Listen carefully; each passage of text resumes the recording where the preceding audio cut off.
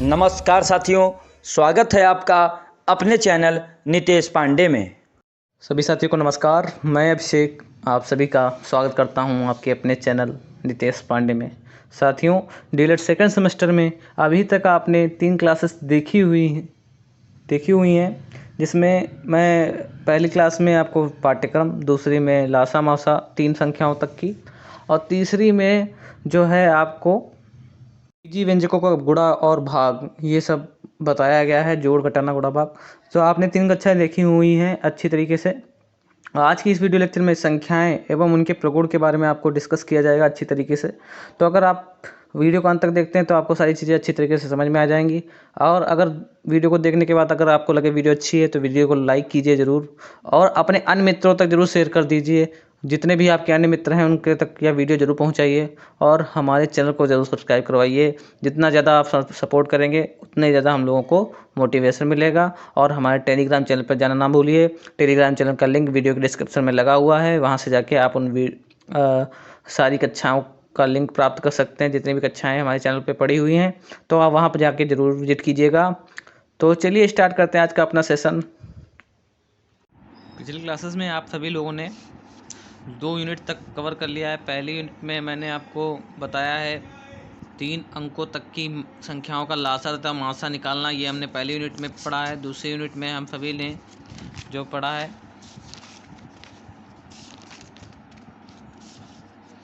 व्यंजक में प्रयुक्त जोड़ घटाना गुणा भाग के संकेतों तथा कोष्ठकों का सरलीकरण, जो ये बीजगणित की यूनिट थी वो आपने 2 यूनिट दूसरी यूनिट में पढ़ा है।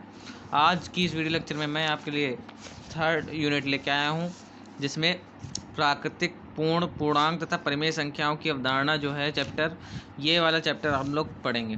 ठीक, तो सबसे पहले इस कड़ी में प्राकृतिक संख्या किसे कहते हैं ये आप सभी को पता है। जो गिनती की संख्या होती हैं, जैसे 1 से स्टार्ट होती है, 1 2 3 4 5 6 7 डॉट डॉट डॉट, ये कहाँ तक, इन्फिनिटी तक जाएगा, अनंत तक। तो वो संख्याएं क्या कहलाती हैं? प्राकृतिक संख्या कहलाती हैं। ठीक है, तो आपको प्राकृतिक संख्या जो है पता चल गई किसे कहते हैं। गिनती की संख्याएं 1 से स्टार्ट होगी और इन्फिनिटी तक जाएंगी, वो प्राकृतिक संख्या होती हैं। अब दूसरा, पूर्ण संख्या किसे कहते हैं? पूर्ण संख्या, प्राकृतिक संख्या हमको पता है 1 2 3 4 5 6 ऐसे इन्फिनिटी तक जाएंगे। अगर इन प्राकृतिक संख्या में 0 भी मिल जाता है तो वो पूर्ण संख्या हो जाती हैं। अगर 0 भी आ जाता है उसमें तो वो पूर्ण संख्या हो जाती हैं। तीसरा, पूर्णांक संख्या किसे कहते हैं? तो ये हमको प्राकृतिक संख्या पता है 1 2 3 4 5 6 डॉट डॉट इन्फिनिटी तक, 0 मिल जाए तो पूर्ण संख्या। अगर इसमें माइनस वाली भी संख्या मिल जाए, -1 -2 -3 dot dot dot minus infinity तक, ठीक है, तो ये पूर्णांक होती है। मतलब पूर्णांक में माइनस वाली भी होंगी, 0 भी होगा और प्लस वाली भी संख्याएं होंगी पूर्णांक में। ठीक है, तो पूर्णांक संख्या होता है। चौथी है परिमेय संख्या किसे कहते हैं? परिमेय संख्या वो होती है जिनको P/Q के फॉर्म में लिख सकते हैं। और P और Q क्या है? इंटीजर्स हैं। क्या है? इंटीजर्स। इंटीजर्स मतलब पूर्णांक। इंटीजर माने पूर्णांक। पूर्णांक मतलब माइनस वाली संख्या भी हो सकती है, 0 भी हो सकता है और 1 भी हो सकता है। बस एक शर्त है, Q जो है Q 0 के बराबर नहीं होना चाहिए। Q 0 के बराबर ना हो और P 0 के बराबर हो सकता है। P और Q इंटीजर्स हो, Q 0 के बराबर ना हो, मतलब पूर्णांक में ये वाला 0 Q ना हो, बस बाकी सब चीज़ें हो तो वो परिमेय संख्या हो जाती हैं। जैसे -3 हो गया, -3 को क्या लिखते हैं? -3/1। तो ये P हो गया, ये Q हो गया, दोनों इंटीजर्स हैं तो ये परिमेय संख्या हो गई।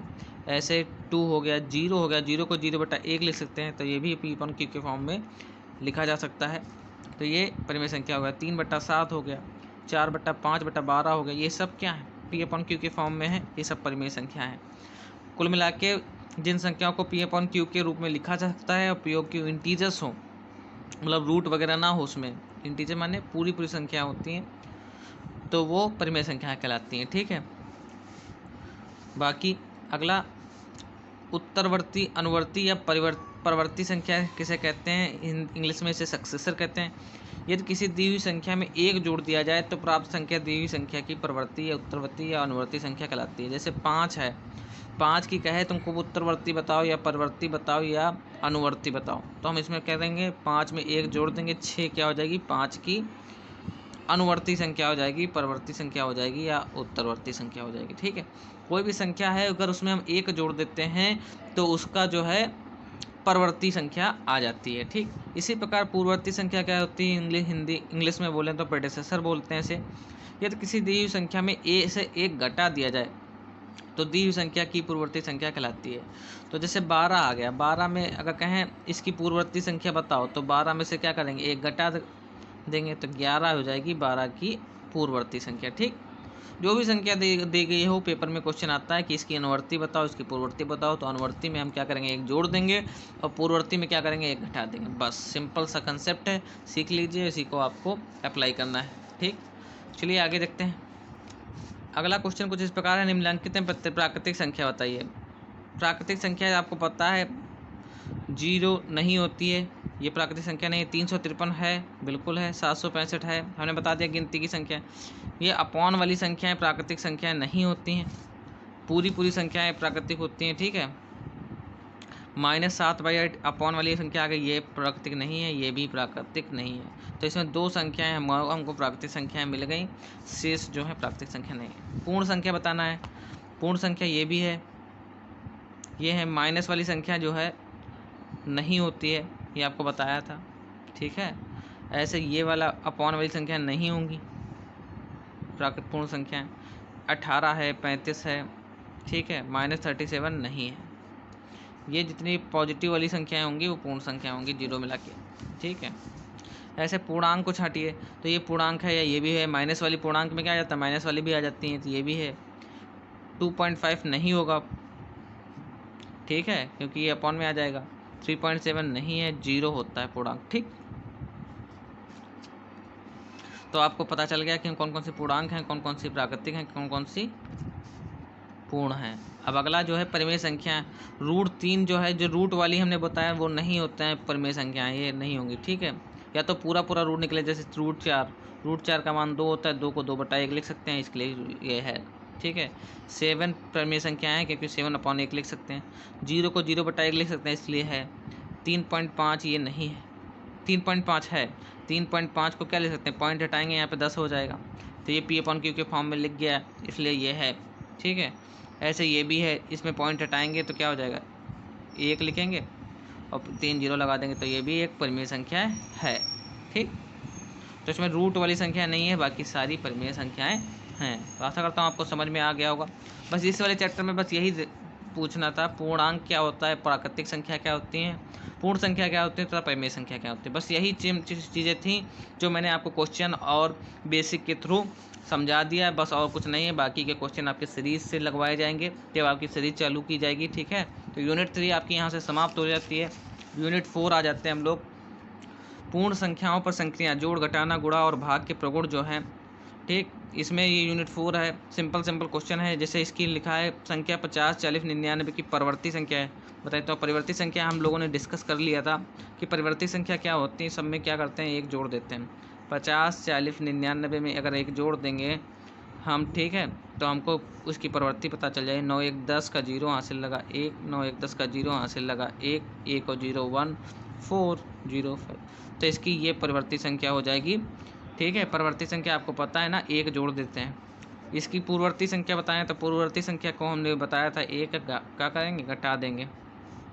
10 में से 1 गया 9, यहाँ पे 4 4 4 और 9 8 7, ये इसकी पूर्ववर्ती संख्या हो जाएगी। ठीक है, ये आपके लिए क्वेश्चन है। योग का तत्समक अवयव 0 होता है, क्या होता है, योग का तत्समक अवयव 0 होता है, ये आपको याद करना है। योग का तत्समक अवयव 0 होता है, ये लिए हमने रख दिया।